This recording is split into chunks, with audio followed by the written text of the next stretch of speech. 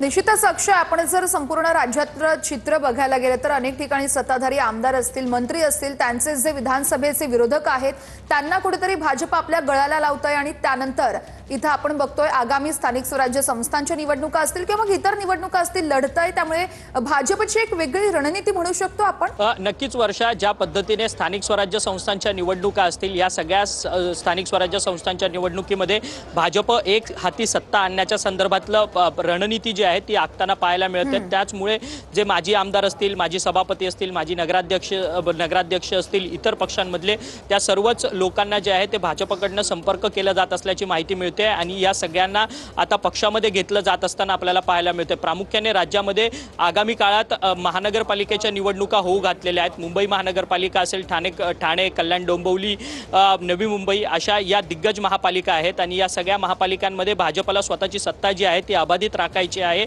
आणि या सगळ्या गोष्टींकरता भाजपची एक वेगळी स्ट्रॅटेजी किंवा रणनीती जी आहे ती आखलेली असल्याचं आपल्याला पाहायला मिळतंय। भाजपचे प्रदेशाध्यक्ष असलेले रवींद्र चव्हाण यांच्या उपस्थितीमध्ये आज अनमोल म्हात्रे आणि त्याचसोबत संगीता विचारे हे जे कल्याण डोंबिवलीमधले माजी नगरसेवक आहेत त्या सगळ्यांचा पक्षप्रवेश जो आहे तो भाजपमध्ये झालेला असल्याचं पाहायला मिळतंय। हे सर्वच माजी नगरसेवक शिंदेंच्या शिवसेनेचे होते।